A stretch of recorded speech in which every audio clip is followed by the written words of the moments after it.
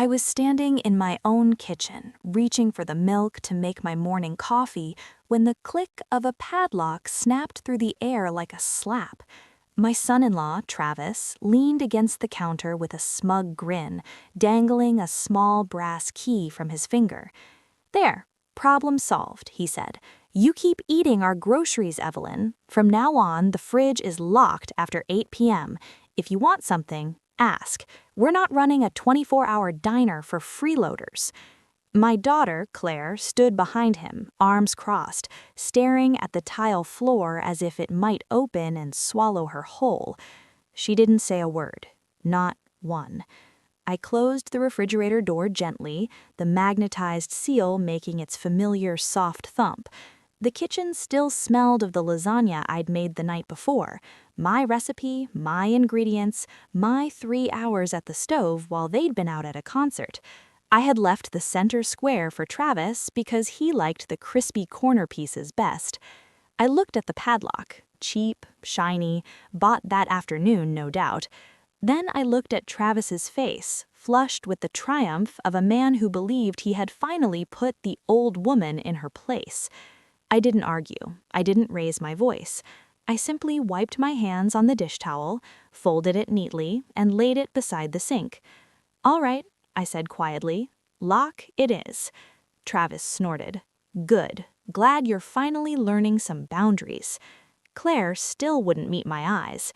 I walked past them, down the short hallway to my bedroom, the smallest one, the one I'd given up when they moved in temporarily 5 years ago after Travis's startup folded. I closed the door, opened the bottom drawer of my dresser, and took out the thick manila envelope I kept there.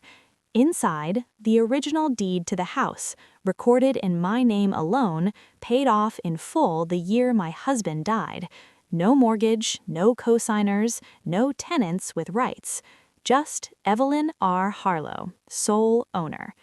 I slipped the envelope into my largest purse, added my checkbook, my address book, and the spare set of house keys I'd hidden years ago when Travis once lost the originals and had copies made for himself. Then I put on my coat, picked up my small overnight bag, always kept ready, a habit from the days when I traveled for work, and walked back through the kitchen. Travis was already sprawled on my couch, yes, my couch, scrolling on his phone. Claire was unloading the dishwasher, clattering plates louder than necessary. I paused at the front door. "I'm going out for a bit," I said. Travis didn't look up. "Take your time."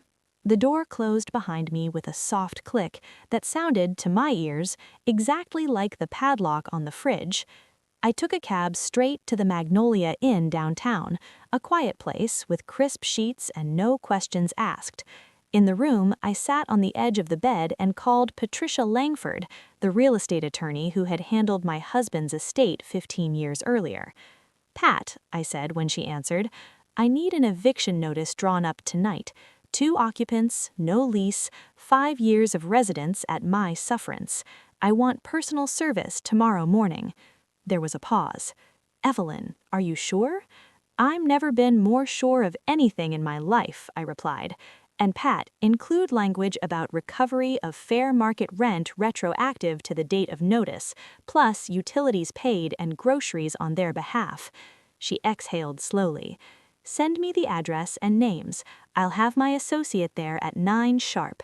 I hung up, ordered room service soup and half a bottle of Cabernet, and slept better than I had in years. The next morning I dressed carefully.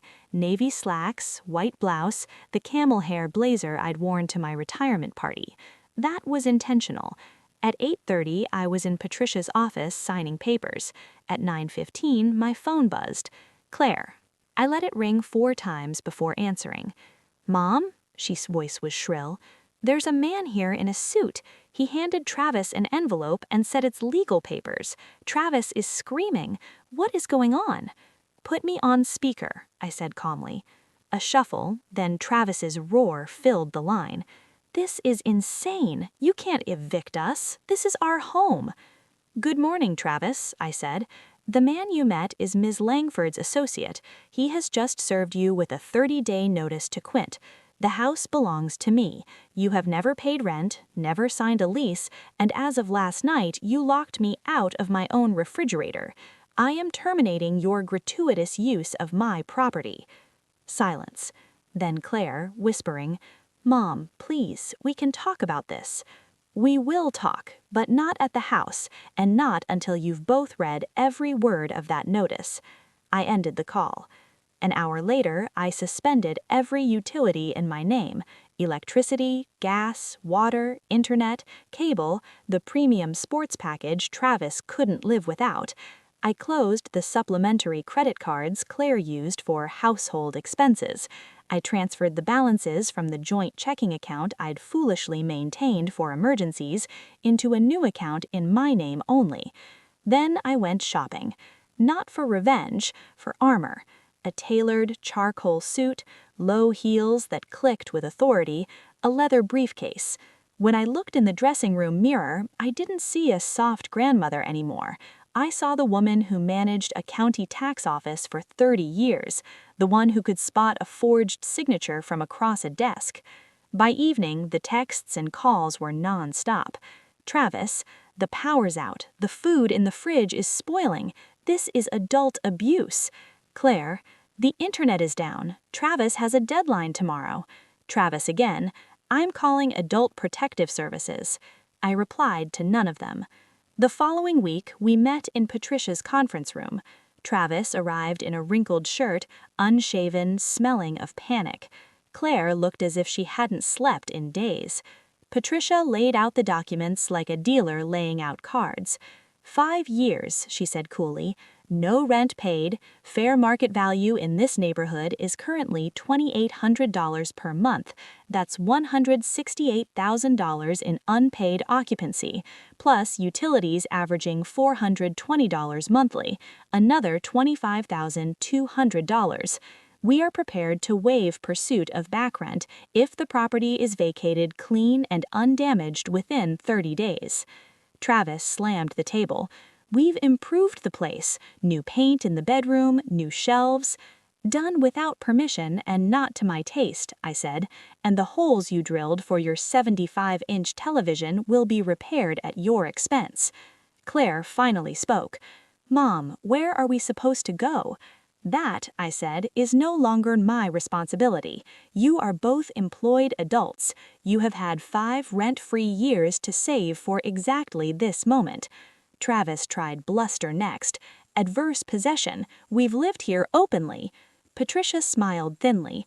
"Adverse possession requires hostile, continuous, exclusive possession, payment of taxes, and lack of permission.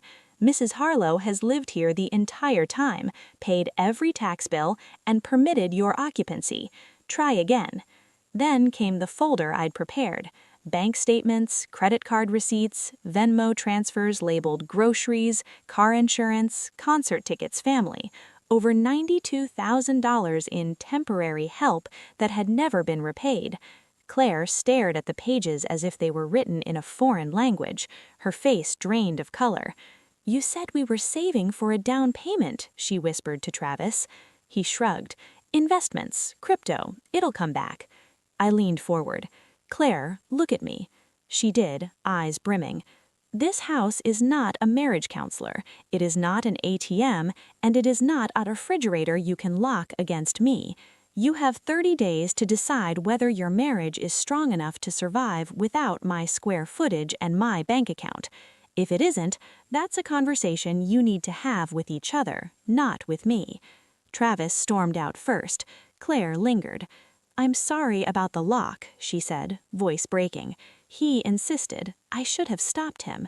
"Yes," I agreed, "you should have." Day 28, Claire called from a friend's couch. "I've rented a small apartment. I'm taking only my things. The divorce attorney says we can file next week." "Good," I said. "Come for tea when you're settled, as a guest." Day 30 arrived crisp and cold. Patricia's associate met the movers at the house. Travis shouted until the police cruiser parked across the street quieted him. By noon, the house was empty except for a few scuff marks and a broken shelf in the pantry. I arrived in the late afternoon with cleaning supplies, fresh paint, soft sage green for the kitchen, and a new refrigerator, stainless steel, no lock required. I scrubbed every surface myself. I threw open windows to air out 5 years of resentment. I hung my husband's old wind chimes on the back porch again. A week later, Claire came for tea. She knocked, actually knocked, like a visitor. We sat at the kitchen table with lemon pound cake I'd baked that morning. "It's so quiet," she said, looking around. "It's peaceful," I corrected. She reached across the table and touched my hand. "I found my old journals in a box. I used to write about wanting my own place, my own rules. I forgot I ever had dreams that didn't include keeping Travis calm." "You still have time," I said. She smiled, small but real. "I start a new job Monday, full-time, benefits, my own checking account." I nodded. Good boundaries make good neighbors and good